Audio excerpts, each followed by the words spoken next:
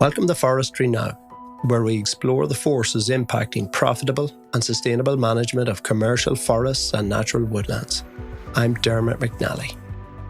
In this conversation, I speak with Peter Hasulyó. Peter's a licensed forest engineer and founder of Forestry Brief, Europe's premier forestry intelligence service. His twice-weekly newsletter serves forestry professionals across the continent and beyond with verified market analysis and regulatory insights. In this conversation, we discuss one of his most widely read articles, which details how the forestry sector lost the PR battle while perfecting sustainability. We discuss how forestry operates in an open factory and the problem this causes, and how the public often equate the clearfell and replant approach with permanent deforestation. We also chat about how timber production is often viewed negatively, despite how critical it is to our lives and economies. All links as normal in the show notes below, and forestryNowPodcast@gmail.com if you'd like to get in touch. Now, here's Peter from Forestry Brief. Peter, thanks very much for joining me. Maybe you'd explain for the listeners who don't know what the Forestry Brief is about. Tell us a little bit about that. Basically, it's a newsletter service and an intelligence service. I'm trying to develop it into that. My main product now is a newsletter, which is called the European Forestry Pulse, which I send out twice a week. It's Tuesday morning and Thursday morning. And basically, it covers all that there is about the last week and that week of European forestry. Also, other major markets and major players in the scene. As you have probably seen, I've been covering a lot of US and Canada lately. Maybe we'd talk about an article you wrote a while back. Now, this one really got my interest going. You titled it, "The PR Battle Forestry Never Fought." Yes. How we lost public opinion while perfecting sustainability. In that article, you mentioned that in 1996, the public ranked forestry as more environmentally damaging than the fossil fuel industry, which is incredible, but this was what the survey showed. Let's start off then by asking, why do you think, Peter, that a renewable carbon storing sector like the forestry and timber sector lost this perception battle way back in the 90s? Well, I think that there is something we have a huge lag in and lack of, and that is to basically and just physically actually tell the public what we are doing and how that's impacting their world and our common world as well. Unfortunately, we live in a world where it's not enough to be someone. You also have to be perceived as someone. In our case, it's not enough to be managing forests in a sustainable way. You also have to be perceived as someone who manages forests in a sustainable way. In order to do that, you have to communicate your values. And I think we assumed that it's just going to tell the story itself and tell the story for itself. And it didn't, because we have left a huge communication gap, a vacuum. And that vacuum is going to be filled by anyone who's willing to communicate about forests and forestry. And if we're not willing to do it ourselves, then someone else is going to pick up that narrative and shape and turn it in a way that's favorable to them and not us. So if we don't communicate about forestry proactively, someone else is going to do that. And we've seen that take shape in the last 42 to 50 years. And it's not really favoring foresters and forestry. That resonates in Ireland here. We've definitely have had a perception issue, and trust is being eroded. Not so much by what we're doing, by as much as the lack of understanding of what we do, I think. Now, in your article, you note that some of the nature NGOs basically filled the storytelling gap about forestry. What specifically are they doing or have they done that the forestry sector failed to replicate? Maybe you might have examples or ideas there to explain. Yes, I would say that PR and communication is a profession in itself. I don't know how it is in other parts of the world, but in Hungary, for example, where I'm from, we have a saying that foresters know everything, and we know everything better, of course. So we like to portray ourselves as being very competent people. And I think we are, because we are dealing with very different aspects of forestry. So there's the biological, ecological aspect, the economical, everything else. So it's a very complex topic, and it requires a lot of time to be a good forester and a lot of patience. But we just forgot that PR and communication itself is a different profession than forestry. And if you're not educated and don't know the basics, then we are not going to be able to show and tell the public what we do and why it's important. I think we haven't forgotten, but we have not considered the fact that we are basically storytelling animals. The easiest way to communicate something is not through data or an Excel sheet or, showing certifications or whatever. First of all, we don't provide any context to that. And second of all, you have to think and you have to exert some mental capacity to get the message, to understand the message. It's much easier to communicate in feelings and emotions because that's visceral, that's instant. And that's what the NGOs are very good at, especially those who are quite loud against forestry, because they are not foresters. They are basically storytellers. They include many journalists, and some of them are actually created and established by journalists who know how to tell a good story and what to tell and what's going to resonate and what's not going to resonate. So I think there is really a lack there from our side to learn from them and probably not perceive them as enemies, but someone who just filled the gap intentionally or unintentionally that we left behind or we left, and we can either learn from them or, there's a very contrarian thought of mine that we could probably, cooperate with them and just make them help us tell our story. Is there any particular NGOs that stand out for you as having maybe influenced the public quite heavily, Peter? Yeah, there are a few. So, for example, Greenpeace is very good at that, not especially forestry, but when you take a look at their ships, how they are trying to hinder, for example, the whalers in doing their activities, that's something that looks very good on camera. But if you take a look at the forestry angle, what we have is usually FSC labels or yield tables and stuff like that. And they just bring baby orangutans and show them on TV, how they lose their habitat or their home. That's something that is instantly understandable and instantly visceral, even if the narrative itself is probably not the same in Borneo as it is in Europe. You're hitting on something here, we'll say Asian or Brazilian or Amazonian locations. Do you think the public confuse deforestation there, which is often unmanaged and unsustainable, with how we manage forests in Europe sustainably? Yes, absolutely. And I think there's a big mistake what we have made in not distinguishing ourselves from these activities. Sustainable forestry, managed forestry should be the spearhead of fighting illegal logging and deforestation. So if you take a look at what's happening, the first step is the same. Basically, if you take a look at a clear cut and the deforestation site, the trees get removed. It's very ugly, to be blunt. And if you take a look at the landscape itself, it looks like a scar. And that's very easy to communicate in one picture. That's a very visceral, strong feeling. The thing that we forgot to communicate is what happens afterwards. Because in deforestation, you either create a cattle ranch there, a parking lot, a hotel, or something that is not a forest. But if you do a clear-cut harvesting method, for example, in a site, then that site gets replanted, reforested, and in 5 years, you're going to see seedlings and saplings, and in 10 years, you're going to see a young forest. And that's something we forgot to communicate, and that's something that the other side of the storytelling bunch, the NGOs, of course, don't communicate as well. I wouldn't accuse them for not telling the entire story, but the two things look identical, but they're not the same. And it should be our job to emphasize the differences and what we do different. I notice it here. You make me think about a lot of the forestry companies that we see operating in Anglosphere world where we're speaking English, and they'll put up lovely pictures of forests, they'll put up planting pictures, they'll put up, maintenance, maybe a little bit of the harvesting stuff. But there is that moment when the forest has been clear cut, when it is quite a jarring sight when you see the broken branches on the ground. And I guess what maybe you're saying here is we haven't taken ownership of that, and we haven't explained how we turn that into the next forest. Yes, absolutely. That's actually one thing. And the other thing is that we don't communicate until someone speaks to us. So we don't proactively communicate that, hey, there's going to be a clear cut here in 2 years because this and this and this.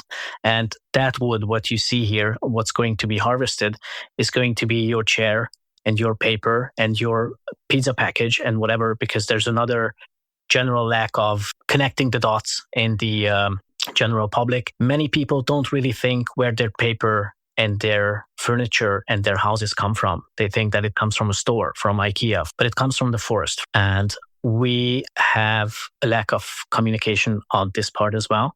So we have to make people aware that in order to enjoy their everyday life and their conveniences, trees just have to be cut. And we are going to replant them, of course, but I think it's not a very good idea to say that, hey, don't touch your forests, don't cut trees because that's a crime. Well, I call it the dead forest provides because there's, the seesaw of forestry. On one side of the scale, there's the living forest, which provides ecosystem services, recreation, water filtration, and just what a general living forest provides. And on the other side of the scale, there's what I call or refer to as the dead forest, which is basically timber. And people don't really put the equal sign in this question, and they don't really connect the dots. And I think that's something we should be communicating a bit more proactively. And you've a great way of explaining it there, because you're right about forestry having an open factory, a factory where the public can walk in. And I think that's really good, because if they walked into an abattoir to see where their burger was coming from, they may not like to eat the meat, but they don't see that. So explain that idea that you came up with, the open factory, Peter. Yes. So basically, we don't just allow people to come to the forest. We encourage them to do so because, a forest is a lovely site, but it's also it's an operational site, which is designated in my country, for example. So every Hungarian forest, which is not a protected one, but meant for timber production, is designated an operating site. And it's, of course, open, and you're not going to be, chased out by some security guard or something. But there is industrial scale, sometimes operations going on there. It's basically a very long time planned rotation cycle, what we see there. But since it takes a very long time for a rotation cycle in the forest to complete, people just don't have the same scale and the same understanding of, for example, like a wheat field, because that's 1 year. Our rotation period is at least 30 or 40, and that's the shortest amount I can name. It's more akin to a century, and people just don't comprehend these differences. So they are encouraged to go to basically an open factory, which is there, first of all, to provide ecosystem services, of course, but it's also there to provide wood. Back to the point of being able to produce wood at home, we could say that, hey, don't touch your forests, and they're only going to be designated for ecosystem services. But demand for wood in society is so big, and we don't even realize that it's going to be something like with the EVs, that if you don't cut wood locally and source it sustainably, it's going to be sourced from somewhere else in the world, which don't have as strict regulation, for example, as Europe has. And it's going to be like the EV, it doesn't have any local emissions. But in order to put a battery together, there are some small hands in the Congo which are very tired at the end of the day from mining. And I think it's not a very wise idea to do the same with forests. So in order to protect your forests, source your wood from somewhere else. That's not a good idea. So basically, people come to the forest and see an open factory. There are usually and generally no explanatory signs. There's no forester there to tell them what they see. So they try to get their information from wherever they can. And if we don't proactively provide them with information, especially on very difficult topics of forestry, because, it's so complex that it can't be explained in like a TikTok video, or it can't be explained in a Facebook post or an infographic. These are very complex topics. I think we just assumed that the product itself and the service itself, what we are doing, managing forests sustainably, is so good that it's going to sell itself. But it doesn't, because we live in our small little bubble and we know what we do, but the rest of the society doesn't live in our bubble. They just visit the forest from time to time, and they want to have, birdsong and greenery and fresh air and everything else.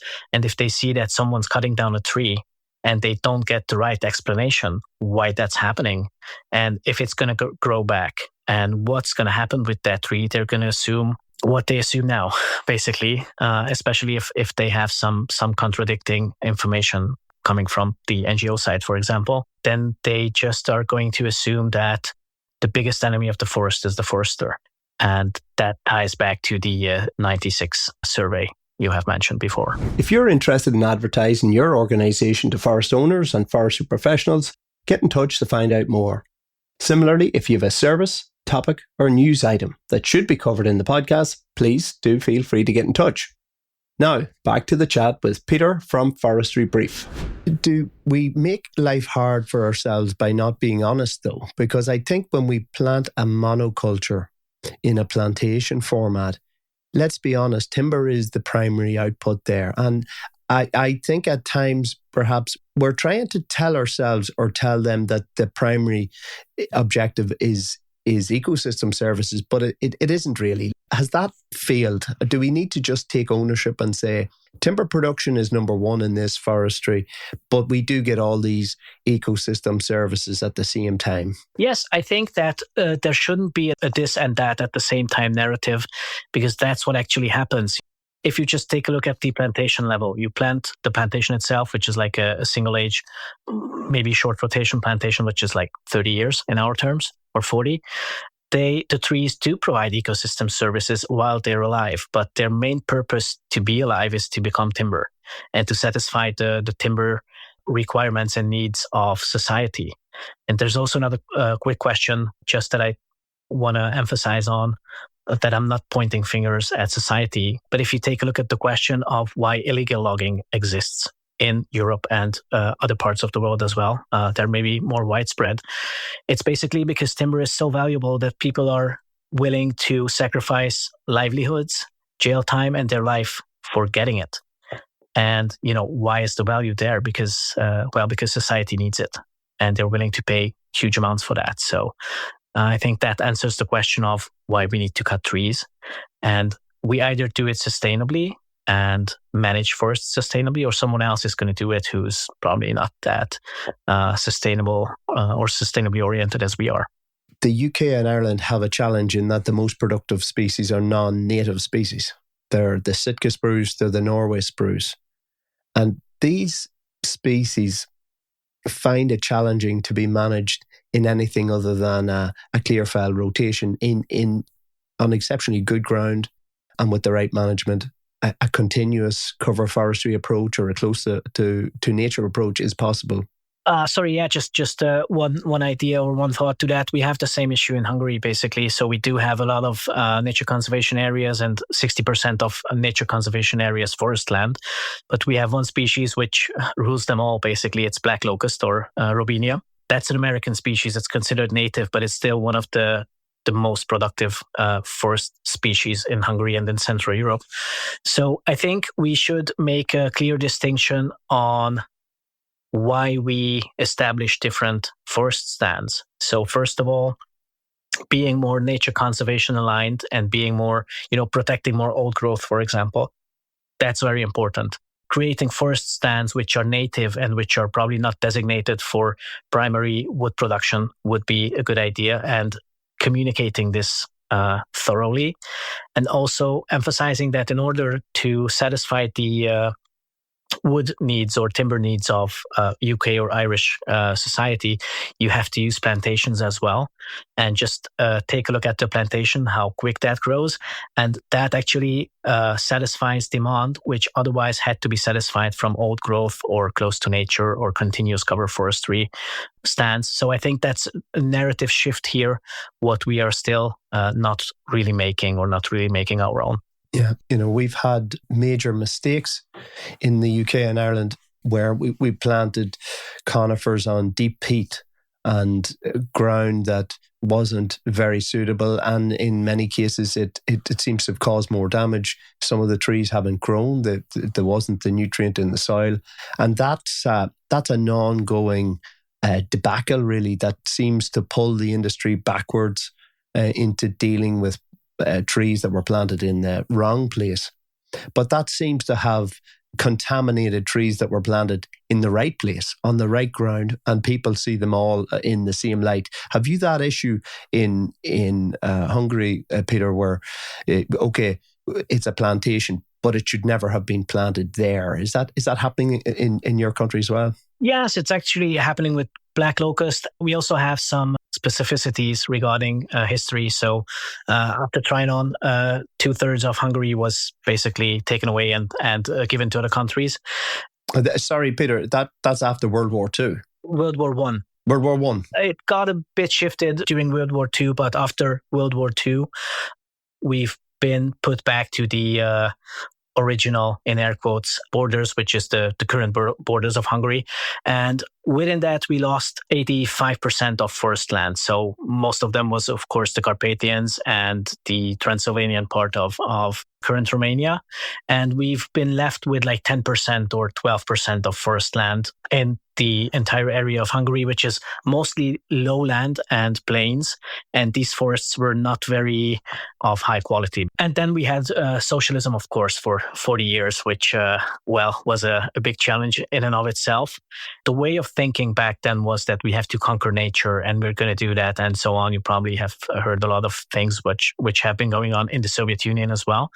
We had something similar in Hungarian forestry. And actually, the silviculture part is very remarkable. So we managed to double the forest land until like recently. I think it was 2010 or so when we reached 20% of forest land in Hungary. But we have also, for example, created conifer stands, which were not even suitable back then on the stable climate. What many Hungarian professionals call the stable climate. They weren't very suitable for being planted in the first place. And now that we have this very rapid climate change, and also our part is mostly desertification because we live in a basin, and we used to have a lot of wetlands, but in the last 150 years, the credo and the direction was to dry it out as much as possible in order to be used as farmland.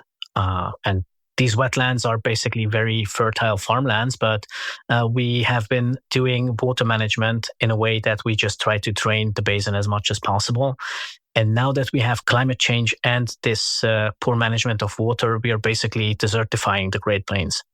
So many forest stands in like the thousands of hectares are drying out because they have no groundwater and they're just drying and falling, and that's it. And the forest is gone.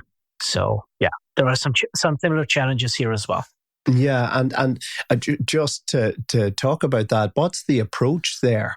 I mean, is the approach to remove the trees and plant a more suitable species that can cope with the drought, or is it to remove the trees and return it to wetland, or what's the thinking in Hungary? It's basically a mixed approach. So first of all, we have the obligation to reforest. That has been in law for 250 years or so in Central Europe, going back to Maria Theresa. So what is forest, or what was forest and is designated as forest by law in Hungary has to be reforested in 2 years.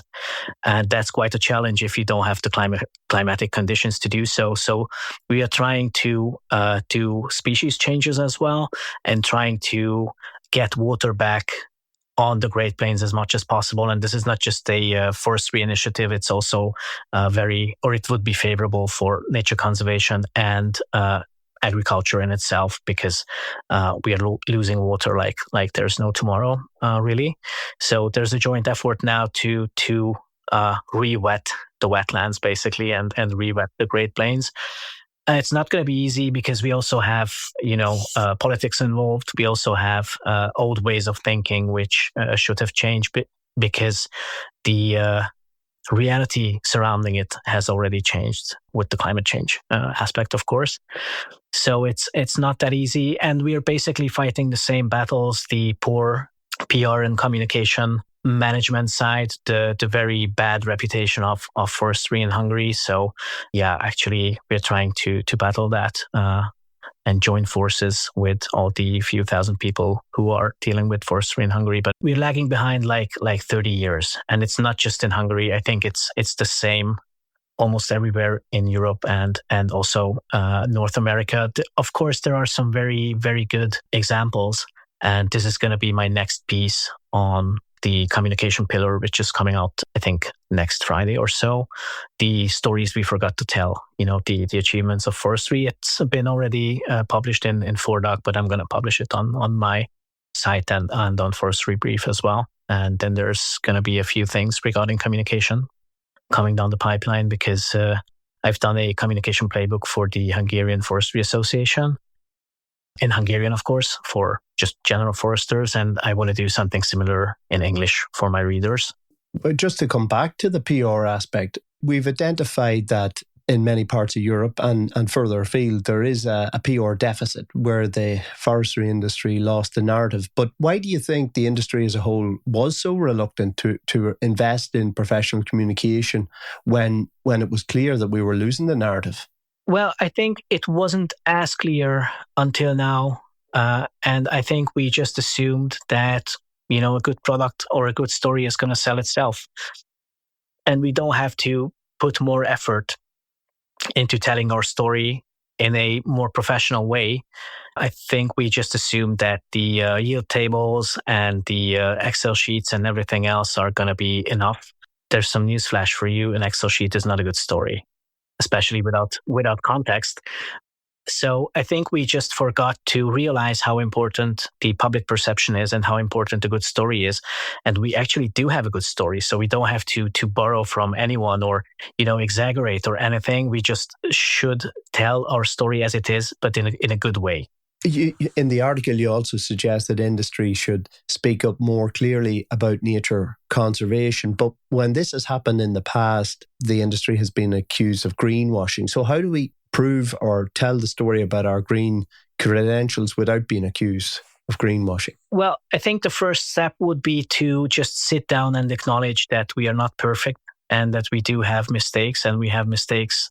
And I think it would be very favorable to stop battling everyone else who is trying to sell a counter narrative and just sit down, realize that we do have a common goal, which is to sustain forests as much as possible, and try to work together, first of all, making that happen, and second, on telling the story, especially including people who are good at storytelling and not at forestry, because we have been taking very, very good professionals who are very good foresters, who are biologists, ecologists, economists, scientists, and we expected them to tell a good story by themselves. But we never taught them how to tell a good story because, as I said, PR and communication are a profession in themselves. As of now, I don't really think there is a communication curriculum in any of the big forestry schools. However, since we are, for example, in Hungary, managing 60% of state-owned forest land, which is basically the forest of Hungarian people and the public, we have no ways of communicating with them because we don't know how to do it effectively. But we should, because we are basically managing their forests. One suggestion you have is that the industry could collaborate with conservation groups. Have you any examples of what a successful partnership could look like, or what do you think that might gain? Well, actually, I do have a few good projects from Hungary with WWF and in Bulgaria, for example, just that I know of. But what I suggest is not just to cooperate with NGOs, but to cooperate in the industry itself, because we're so fragmented. Small stakeholders and small companies with a few people or a few employees don't really have a common narrative to tell. They don't really have a common message to pass on, and they don't really know how to do that effectively. And they are expected to do it. And as I referred to, it's probably not in this article, but it's coming down the line then.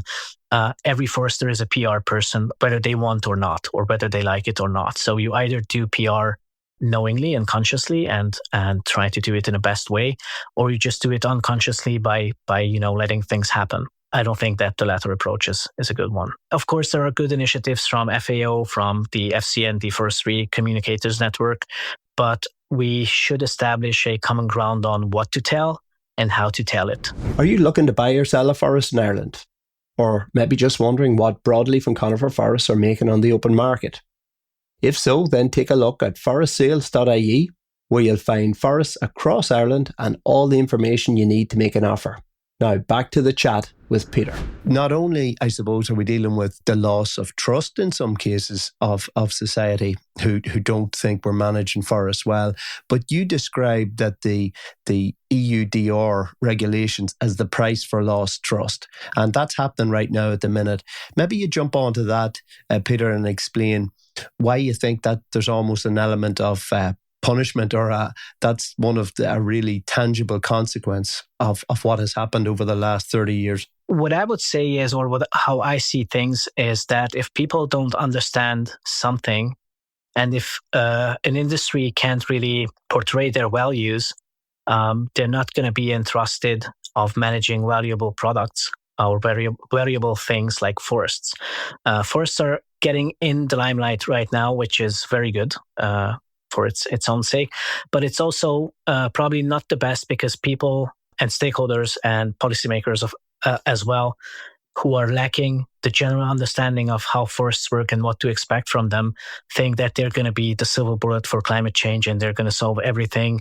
And it's, of course, very precious and valuable, but they don't really know why that is, how to increase that value. And they just think that the forester, by cutting down trees, is doing something bad.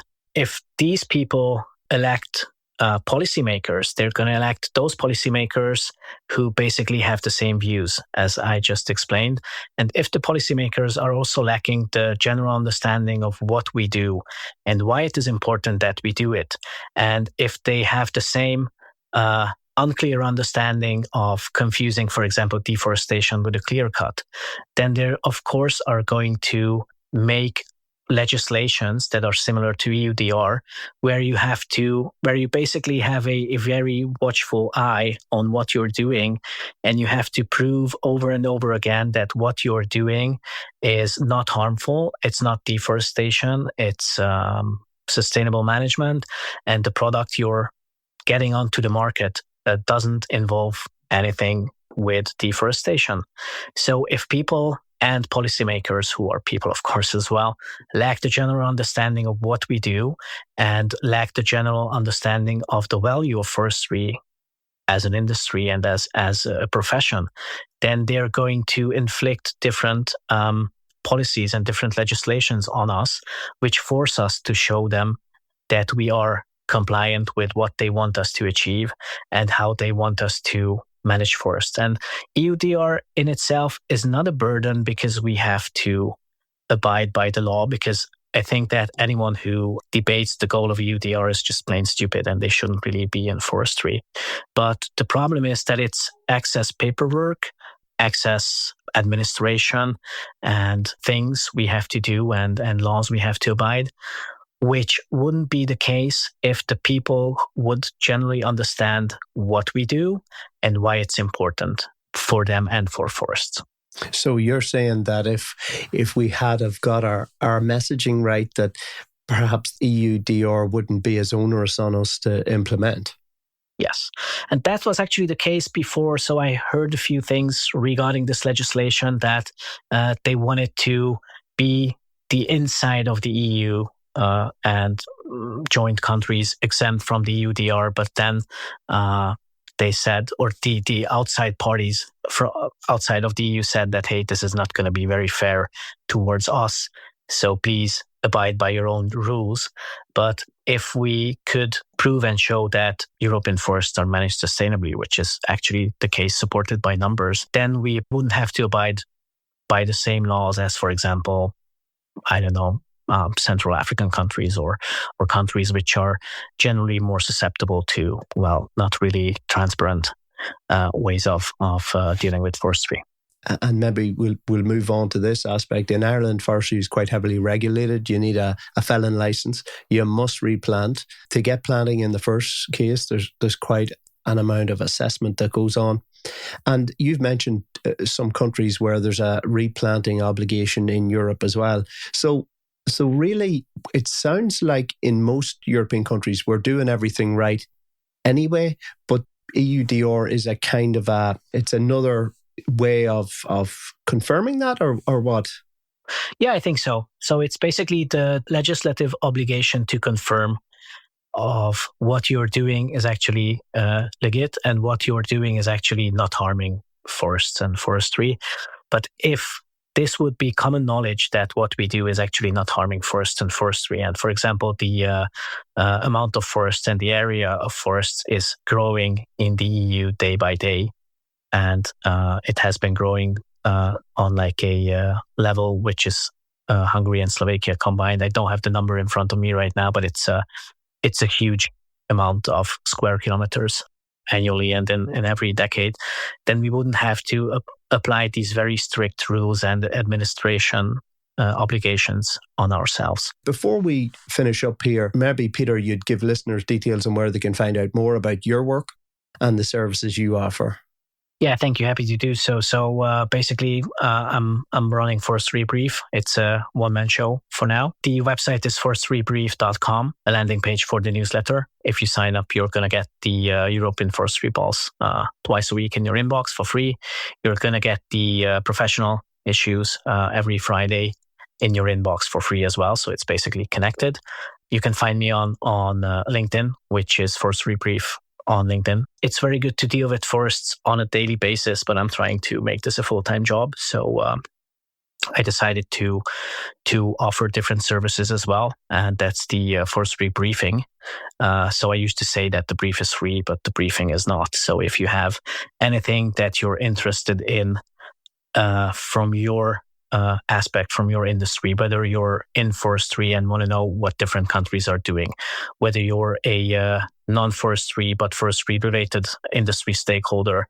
I'm going to present, for example, at WANIFRA, the convention in Rotterdam, which is the World Association of Print Magazines. They're, of course, interested in forestry from a paper supply and, what's going to happen aspect. I'm going to present there, for example, from their aspect. I'm also getting into forestry investments lately and just trying to make sense of the entire playground of the industry. If anyone wants to have a custom forestry brief, so to say, that's going to be a forestry briefing, and you can hire me for custom research, business intelligence. You can also hire me for communication projects because, as I said, I've literally wrote a book about that in Hungarian for the Hungarian Association, and I'm doing the English version for Forestry Brief, which is going to be available there in a few weeks. My general approach to everything I do, also the brief and the briefings, is basically to ask questions. Even if it's inconvenient, I don't really accept the consensus at face value. I'm not arguing for the sake of arguing. I just want to know if what we do is the best we can do. So if you need someone or a consultant who is not agreeing right away with your other consultants, that's going to be me. I think that the best way what we can do is to come together, join forces, network as much as possible, try to break down language barriers and different other aspects that fragment the industry that much. And this is what I'm trying to do with Forestry Brief myself, because you don't have to reinvent the wheel all the time. You can just look at how other countries or other industries have done something and try to make the best out of that, or just ask for help. For example, that's something we don't do very often, I think. As forestry gets into the limelight more and more by the general public, by policymakers in the EU, for example, we're going to have a clear message on what we do, on why we are valuable. Because if people don't see our value as foresters and as professionals, we're going to be forgotten and we're going to be ruled out of existence, so to say. I know these are very harsh words, but it has happened in the past. And if you have constantly bad PR, that's not very good for your health and the industry. And I think that we do have a very important job to do with managing forests sustainably. I wouldn't say it's a burden, but it's not easy, obviously. And we have to get it right. And it's much easier to do it together than on your own. Thanks for listening to today's chat with Peter from Forestry Brief. If you enjoyed today's conversation, please like or rate it wherever you listen, and please share it with someone who might be interested. Bye for now. Bye for now.